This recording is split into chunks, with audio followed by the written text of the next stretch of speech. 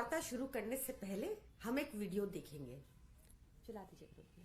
दिल्ली के अंदर बर्तन साफ करने के लिए मजबूर हो जाती है। भाइयों बहनों, रोजगार आपको आपके प्रदेश में मिलना चाहिए कि नहीं मिलना चाहिए? कुछ भी वो देश में जितना भी आज जीडीपी में मैन्युफैक्चरिंग का कंट्रीब्यूशन है, ये कहना गलत नहीं होगा कि वो एमएसएमईज की वजह से है। फिर भी भाजपा सरकार ने लगातार इन एमएसएमईज को इग्नोर किया। भाजपा सरकार ने इन्वायरमेंट इतना खराब कर दिया भाजपा ने देश में कि आज व्यापारी किसी मुस्लिम को या किसी दलित को एम्प्लॉय करने से डरता है। हालत यह हो चुकी है कि बीते 10 वर्ष में 16 लाख भारतीय अपनी नागरिकता छोड़कर देश से जा चुके हैं। हालत यह हो चुकी है कि 23,000 हाई नेटवर्क इंडिविजुअल्स अपना बिजनेस बंद कर कर देश छोड़कर जा चुके हैं। हालत यह हो चुकी है कि या तो आज व्यापारी अपना बिजनेस बंद करने को मजबूर हैं। 2022 में देखिए, ये वीडियो देख के तो हर भाजपाई भी समझ जाएगा कि मैन्युफैक्चरिंग सच में आज भयावह स्थिति में है देश में, क्योंकि निर्मला सीतारमण जी बार बार देश के भारत के व्यापारियों से पूछ रही हैं कि आप यहां इन्वेस्ट क्यों नहीं करते। पर इस वीडियो में भी 3 झूठ बोले गए।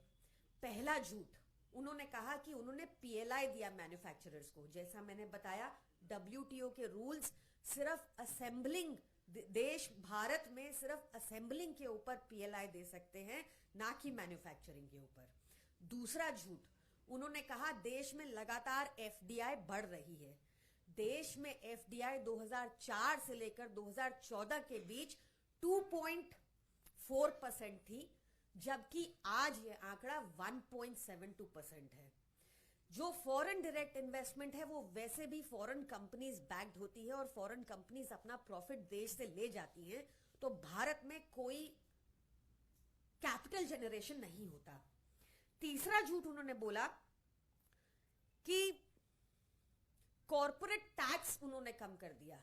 ये बात सच है, पर ये कॉर्पोरेट टैक्स सिर्फ 0.1% व्यापारियों के ऊपर देश में लागू होता है। तो उन्होंने बार बार ये पूछा कि इंडिया इंक उनको बताए कि भारत के व्यापारी भारत में निवेश क्यों नहीं कर रहे। तो आम आदमी पार्टी आज उनको बताना चाहती है कि सबसे पहले तो वो झूठ बोलना बंद कर दें और समाधान की ओर चले। हमारे देश में एमएसएमईज, जो छोटा व्यापारी है, उसको मैन्युफैक्चरिंग की बैकबोन माना जाता है। वो देश में करीब 12 करोड़ लोगों को एम्प्लॉयमेंट देते हैं। वो देश में जितना भी आज जीडीपी में मैन्युफैक्चरिंग का कंट्रीब्यूशन है, ये कहना गलत नहीं होगा कि वो एमएसएमईज की वजह से है। फिर भी भाजपा सरकार ने लगातार इन एमएसएमईज को इग्नोर किया। भाजपा सरकार ने इन्वायरमेंट इतना खराब कर दिया भाजपा ने देश में कि आज व्यापारी किसी मुस्लिम को या किसी दलित को एम्प्लॉय करने से डरता है।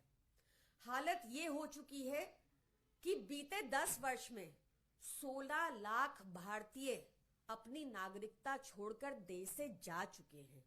हालत यह हो चुकी है कि 23,000 हाई नेटवर्क इंडिविजुअल्स अपना बिजनेस बंद कर कर देश छोड़कर जा चुके हैं। हालत यह हो चुकी है कि या तो आज व्यापारी अपना बिजनेस बंद करने को मजबूर हैं। बीते साल ही 10,000 एमएसएमईज और बंद हो गए। MSMEs are dying, which is very dangerous for the country, क्योंकि जितनी बिजनेस बंद होगा उतना बेरोजगारी और बढ़ेगी। फिर इतना कॉम्प्लिकेटेड टैक्स रिजीम कर दिया एमएसएमईज के लिए और इतनी ज्यादा लीगल कंप्लायंसेस कर दी एमएसएमईज के लिए कि या तो वो डाउन स्केल कर रहे हैं अपना बिजनेस या बिजनेस बंद कर रहे हैं। अब सोचिए कि एक रिपोर्ट है अभी जुलाई 2023 में आई, जिसमें बताया गया कि अगर एक एमएसएमई के पास से 100 एम्प्लॉइज हैं तो उनको मिनिमम 500 to 600 लीगल कंप्लायंसेस करनी होंगी, और हमारे देश में करीब 26,134 ऐसे क्लॉजेस हैं जो नॉन कंप्लायंस की वजह से एक बिजनेसमैन को जेल डाल सकते हैं। इस रिपोर्ट का नाम है gelled for doing business in India. अगर ये बहुत नहीं था तो बची खुची कसर मुजफ्फरनगर के भाजपा एमएलए जैसे लोग पूरी कर देते हैं, जो वसूली करना चाहते हैं।